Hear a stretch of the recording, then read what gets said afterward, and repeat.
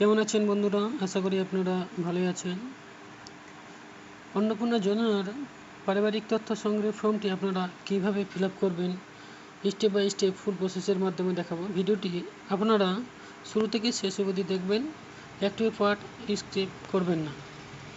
আমি যার ফর্মটা ফিল আপ করছি তার ফ্যামিলি মেম্বার হচ্ছে 4 জন, বাবা মা, ছেলে আর বৌমা, মানে ছেলের বউ। তো এই যে ঘরটি আপনি দেখতে পাচ্ছেন পরিবারের প্রধানের নাম।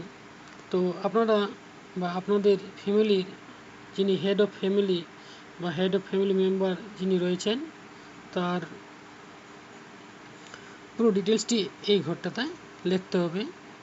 পরিবারের প্রধানের নাম, তার জন্ম তারিখ, পুরুষ না মহিলা সেটিতে ক্লিক করতে হবে। পরিবারের প্রধানের আধার নাম্বার, ডিজিটাল রেশন কার্ডে পারিবারিক আইডি, দেখবেন রেশন কার্ডে লেখা আছে পারিবারিক আইডি। পরিবারের সদস্য সংখ্যা 4 দিয়েছি এবং ঠিকানার জায়গায় সম্পূর্ণ ঠিকানা পিনকোড সহ লিখে নেবেন। লিখে নেওয়ার পর যোগাযোগ নম্বরে আপনার একটা ভ্যালিড মোবাইল নাম্বার দেবেন। দেওয়ার পর নিচের দিকে আসছে নাম, জন্ম তারিখ, লিঙ্গ, পরিবার প্রধানের সঙ্গে সম্পর্ক, আধার নম্বর, পরিবারের সকল সদস্যের। তো পরিবারের যে সকল সদস্য রয়েছে, পরিবারের সকল সদস্যের কি বলেছে, নাম, জন্ম তারিখ, লিঙ্গ, পরিবারের প্রধানের সঙ্গে সম্পর্ক, আধার নাম্বার, এইসব কিছু লিখতে হবে। তো পরিবার প্রধান হচ্ছে আমার ক্ষেত্রে রায় দাস। এই রায় দাসের নাম লেখার পর রায় দাসের ওয়াইফের নাম হচ্ছে রিমি দাস। রিমি দাসের নাম লিখেছি। নাম লেখার পর জন্ম তারিখ, মেল না ফিমেল লিখেছি। পরিবারের সঙ্গে সম্পর্ক হচ্ছে ওয়াইফের, আধার নাম্বার লিখেছি এবং ইনি ছিলেন একজন লক্ষ্মী ভাণ্ডার উপভোক্তা, এই জন্য আমরা এই হেতে ক্লিক করেছি। ইনি ছিলেন লক্ষ্মী ভাণ্ডার উপভোক্তা। তারপরে এসে রাজ দাসের ছেলের নাম হচ্ছে রাজেশ দাস। রাজেশ দাসের নাম, জন্ম তারিখ, মেল না ফিমেল সেটি দেওয়ার পর স্ক্রিনটিকে উপরে করে দিচ্ছি। দেওয়ার পর পরিবারের সঙ্গে সম্পর্কটা কি, সম্পর্কটা ছিল ছেলের। তো ছেলে সন লিখে দিলাম। লেখার পর তার আধার নাম্বারটা দেওয়ার পর তারপর হচ্ছে 3 নম্বর সদস্য হচ্ছে সঙ্গীতা দাস, রায় দাসের বৌমা। তার নাম, date of birth, male female এবং পরিবারের প্রধানের সঙ্গে সম্পর্ক হচ্ছে ডটার ইন ল। যেহেতু বৌমা এই জন্য ডটার ইন ল। এখানে এই ঘরটিতে সম্পূর্ণ ডিটেলসটি লিখে নেওয়ার পর তার আধার নাম্বারটি লিখে দেবেন। লিখে নেওয়ার পর দেখবেন যে এই রায়দাসের বৌমা আবার লক্ষ্মী ভাণ্ডার উপভোক্তা ছিলেন বলে এই ঘরটিতে আপনাদেরকে ক্লিক করতে হবে। চলুন, ক্লিক করার পর 10 নম্বরে কি বলেছে, পরিবারের প্রধান এবং পরিবারের সকল প্রাপ্তবয়স্ক সদস্যের ব্যাংক অ্যাকাউন্ট নাম্বার। মানে যে ব্যাংকে দেখবেন আপনারা ডিবিটি লিঙ্ক করা আছে। তো যেহেতু এর ক্ষেত্রে হচ্ছে পরিবারের সদস্য সংখ্যা হচ্ছে 4 এবং প্রাপ্তবয়স্ক সবগুলোই রয়েছে, তাহলে এই 4টি bank head family member, head family থেকে শুরু করে বাকি সদস্যগুলোর এই ব্যাংকের নাম, অ্যাকাউন্ট নাম্বার, আইএফসি কোড সঠিকভাবে আপনারা এই ঘরটিতে লিখে নেবেন। আর মেম্বার বেশি থাকলে নিচের দিকে আরও আপনারা লিখতে পারবেন, জায়গা রয়েছে। তারপরে 11 নম্বরে বলা হয়েছে ইপিক হেড অফ সকল প্রাপ্তবয়স্ক সদস্যের ভোটার তালিকার অংশ নম্বর সহ। তাহলে এখানে যেহেতু ফ্যামিলি মেম্বারেরা 4 জনের ইপিক নম্বর রয়েছে, তাহলে এখানে আপনারা লিখবেন ইপিক নাম্বার, বিধানসভা ক্ষেত্রের নাম ও অংশ নম্বর যেটা রয়েছে লিখবেন। কার ক্ষেত্রে সদস্য বেশি থাকলে নিচে দিকে উপরেও লেখার জায়গা রয়েছে, আপনারা লিখতে পারবেন। ঠিক আছে, তারপরে নেক্সট পেজ।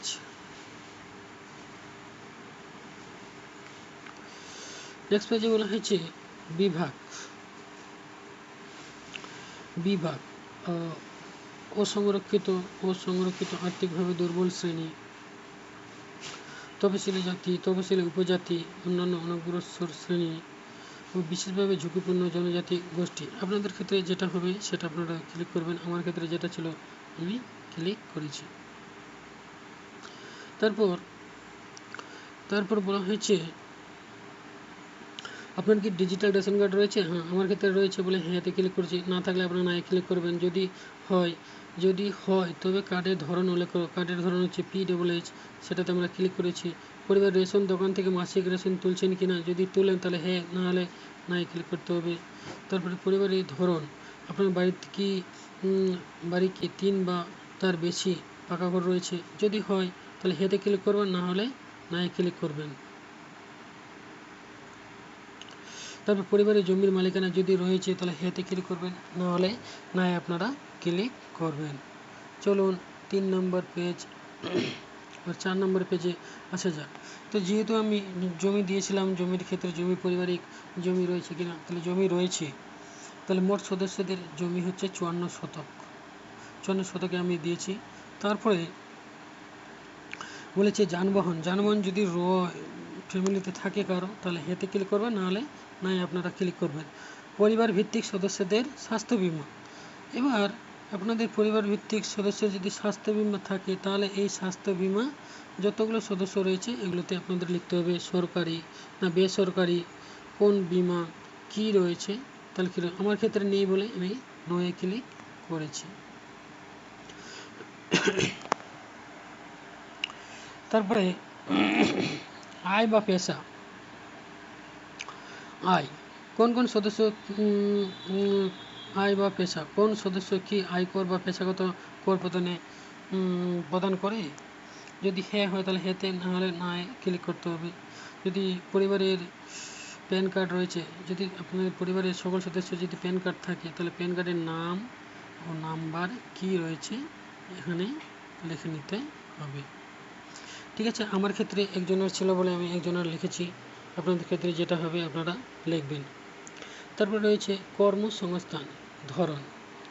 তো পরিবারের প্রধান হচ্ছে বেকার, পরিবারের প্রধান রয়েছে বেকার, তো বেকারে ক্লিক করেছি।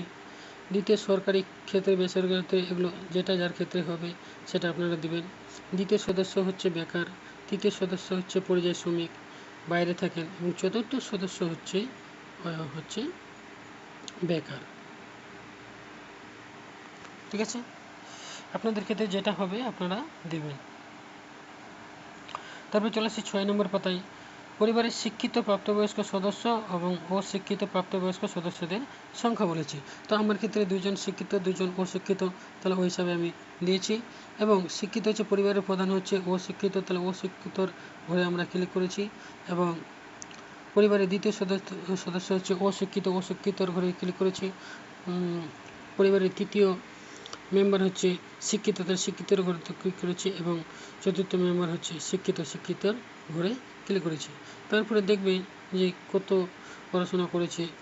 তো পরিবারে দ্বিতীয় সদস্য হচ্ছে বিএ পাস করেছে, তৃতীয় সদস্য হচ্ছে এইচএস পাস করেছে, ওইভাবে আমি লিখেছি। 7 নম্বর পেজে কি বলেছি চলো। 7 নম্বর পেজে বলা হয়েছে কোনো সদস্য কি কোনো সাংবিধানিক পদ, মন্ত্রী বা সাংসদ, বিধায়ক, পৌরমন্ত্রী এগুলোর সঙ্গে যদি যুক্ত থাকেন তাহলে হ্যাঁ, না হলে নাই ক্লিক করতে হবে। কোনো সদস্য কি সরকারি পেনশনভোগী, যদি হ্যাঁ হয় তাহলে হ্যাঁ ক্লিক করবেন, না হলে নাই ক্লিক করবেন। তারপর হচ্ছে কোনো সদস্য কি জিএসটির আওতায় পড়ে আছেন, হ্যাঁ হলে হ্যাঁ, না হলে না। আমার ক্ষেত্রে না ছিল, না লিখেছি। পরিবারের বার্ষিক আয় কত দিয়েছি। সিএ আবেদনে বর্তমান অবস্থা যদি থাকে, আমার ক্ষেত্রে প্রযোজ্য নয় আমি ক্লিক করেছি। সবগুলো হচ্ছে প্রযোজ্য নয়। আপনাদের ক্ষেত্রে যেটা হবে সেটা আপনারা দেবেন। তারপরে বলা হয়েছে অন্যান্য কিষাণ ক্রেডিট কার্ড, যদি কিষাণ ক্রেডিট কার্ড থাকে তাহলে head of family Kisan card ছিল বলে আমি কিষাণ ক্রেডিট কার্ডের নাম্বার, আইডির সংখ্যা এবং কত তারিখে ইস্যু করা হয়েছে সেটি লিখেছি। বাকি সদস্যগুলোর নেই বলে আমি কিছু লেখিনি, ঘরটি ফাঁকা রয়েছে। যদি এসআইআর 2026-এ নাম বাদ পড়ে থাকে তবে মামলাটি ট্রাইব্যুনাল বা বিচারাধীন কিনা, আপনাদের ক্ষেত্রে যেটা হবে সেটা দিবেন। আমার ক্ষেত্রে হচ্ছে প্রযোজ্য নয়, তাহলে আমি প্রযোজ্য নয় ক্লিক করেছি। বাকি সদস্যগুলো যেগুলো রয়েছে এগুলোর ক্ষেত্রে হচ্ছে প্রযোজ্য নয়। তারপর বলেছে বিদ্যালয়ে অধ্যয়নে পরিবারের সকল সদস্য, বিদ্যালয়ে পরিবার অধ্যয়নের সকল সদস্য বা শিশুর বিবরণ। যদি আপনাদের বাচ্চা থাকে তাহলে বাচ্চা হচ্ছে আপনাদের জয়টা বাচ্চা থাকবে, তো এটা বাচ্চার নাম লিখতে হবে। এখানে নাম লিখে নেওয়ার পর কোন শ্রেণীতে পড়ে, বিদ্যালয়ের নাম কি, সরকারি না বেসরকারি, সম্পূর্ণ ডিটেলসটি এই ঘরে বসিয়ে নিতে হবে। আমার ক্ষেত্রে ছোট বাচ্চা নেই বা শিশু নেই বলে আমি কিছু লিখে নিই। শিশুদের টিকাকরণ বর্তমান অবস্থায়, যদি ছোট বাচ্চা থাকে, যদি টিকা নিয়ে থাকে তাহলে টিকা হেতে ক্লিক করবেন, আর না নিয়ে থাকলে না লেখার কোনো প্রয়োজন নেই। আর এই ঘরটিতে আপনার টিকাকরণের আইডিটি লিখতে হবে। তারপরে কি বলেছে, আপনি কি কোনো সরকারি প্রকল্পের সুবিধা বা ডিবিটি মাধ্যমে টাকাটা পাচ্ছেন? হ্যাঁ, যে পরিবারের প্রধান ছিলেন তিনি কৃষক বন্ধুর টাকা পাচ্ছিলেন, তো এই জন্য আমি হেতে ক্লিক করে কৃষক বন্ধু প্রকল্পের নাম লিখেছি। দ্বিতীয় সদস্য হচ্ছে লক্ষ্মী ভাণ্ডার উপভোক্তা, হেতে ক্লিক করে লক্ষ্মী ভাণ্ডার উপভোক্তা দিয়েছি। তৃতীয় সদস্য হচ্ছে বেকার, কিছু পায় না বলে নাতে ক্লিক করেছি। চতুর্থ সদস্য হচ্ছে লক্ষ্মী ভাণ্ডার উপভোক্তা, হেতে ক্লিক করেছি, প্রকল্পের নাম লক্ষ্মী ভাণ্ডার লিখেছি। এবং 12 নম্বর পেজে কী বলেছি, আমি এই মর্মে ঘোষণা করছি যে উপরে প্রদত্ত তথ্য আমার জ্ঞান ও বিশ্বাস অনুযায়ী সম্পূর্ণ সত্য। প্রযোজ্য ক্ষেত্রে আমি সকল সহায়ক নথি প্রদান করছি এবং উপরে উল্লেখিত কোনো মানদণ্ড বাদ দিইনি। আমি অবগত যে আমার প্রদত্ত কোনো তথ্য মিথ্যা প্রমাণিত হলে আমার সামাজিক সুরক্ষা সংক্রান্ত সুবিধাসমূহ বন্ধ হয়ে যেতে পারে।